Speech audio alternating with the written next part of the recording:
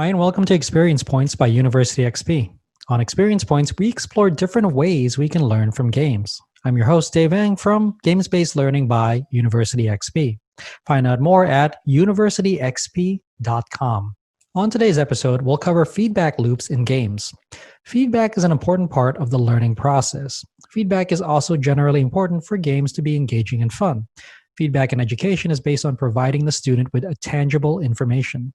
Students can then use that information to improve their learning, knowledge grasp, or retention. Feedback in a game is provided to the player in order to viscerally show them the impact of their actions. The two can be combined in order to both meet learners' outcomes as well as provide some interesting and engaging feedback in a games-based learning environment. There are two main types of feedback: positive feedback loops and negative feedback loops. Each one can be used to elicit a certain response from our students and players. Both can be used to shape their experience and steer them towards the learning outcomes and experiences we've designed for them. You can think of positive feedback as a reinforcing relationship. In this relationship, we've given the student or player something of value. That item of value can change based on the venue where the feedback is provided. If it's a game, then we can provide an award for earning a high score. That reward can be some sort of power-up that allows the player to achieve an even higher score on the next level. That new high score would allow them to earn a new item, badge, or achievement.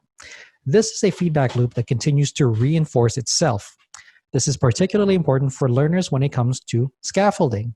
We teach students to create knowledge or master a specific skill or ability. Ideally, we then have the students use that knowledge, skill, or ability to tackle an appropriate challenge.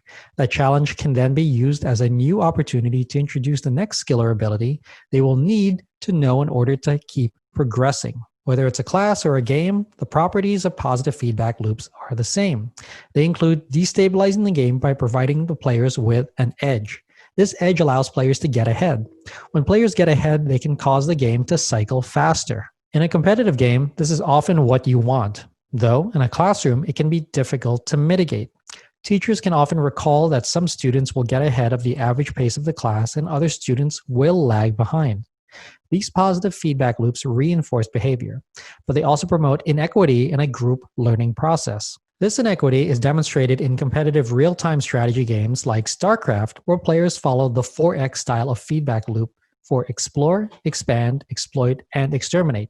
Here, players explore the map with their starting resources. They expand to attain more resources. They exploit their competitive position against their opponents, and then they move to exterminate them with more powerful units gained from more resources. The inequity we see embraced in this real-time strategy game can be mitigated through learning. One key to addressing this is to treat learning as a cooperative game, where multiple students can achieve the win state simultaneously. This can be reinforced through feedback when the instructor provides some minimally meaningful information at an assessment stage in the process. I've done this before when I taught public speaking by presenting speakers with a visual reminder of where they are on time and pacing. This small but significant form of feedback gave those students real-time insight on the speed of their speech. They learned to control how fast they were speaking and time their content accordingly.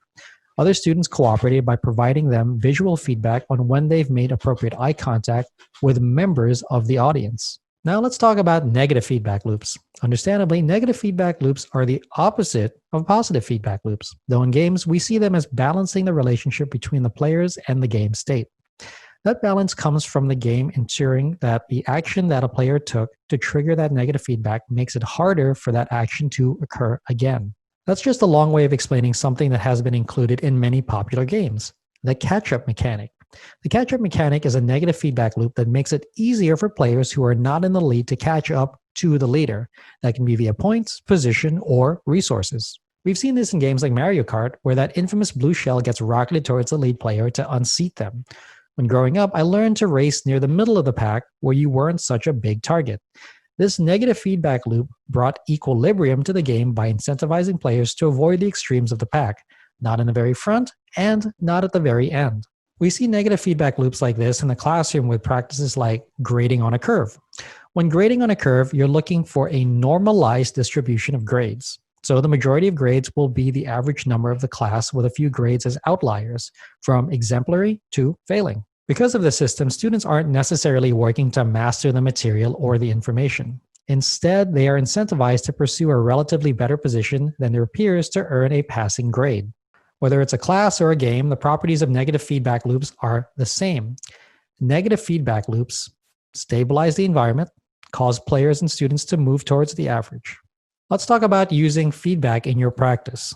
Consider how your use of feedback will impact your players or students before using it in your practice. Scaffolded feedback is important for the classroom. Highly technical feedback about forms and concepts not yet covered by a student would just confuse and hinder them. You can better set up your students for success by targeting feedback that addresses your current learning outcomes. Also, be aware of the kind of perception built on your feedback loop. Ask yourself, would this feel good or bad by my players or students? Are they being rewarded for exploring the game in the way you designed? Are they meeting their learning outcomes? How can you structure your feedback loop in order to prioritize those player experiences? How observable is your feedback by other players and students? Can others adjust their actions based on the performance of their peers? Is the feedback public, or is it highly specific to individual players and students? What is the volume of your provided feedback? Too much feedback can be counterproductive. Instead, focusing on just one or two key elements can be more successful than focusing on the entire student's performance at once. This is similar to board games called point salads, where players earn points for all sorts of different actions. Well-balanced games allow players to pursue different asymmetric strategies in order for them to compete fairly against one another. Here are some closing thoughts. As with all games and instructional material, it's best to test them with your demographic of choice before pursuing a full rollout. Remember to think about the experience from the user's perspective by sitting in their seat. What is it like to receive this type of feedback? What can they do now that is actionable? How can they improve their performance? What can they do to play the game better?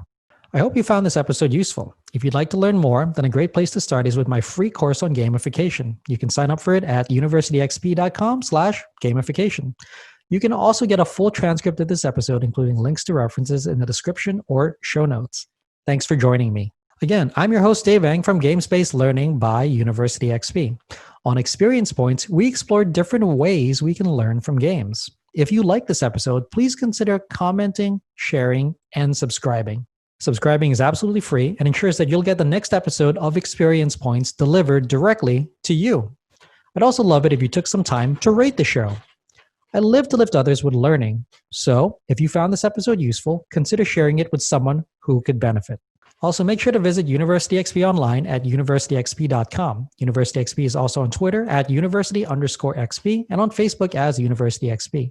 Also, feel free to email me anytime. My email address is dave@universityxp.com. Game on.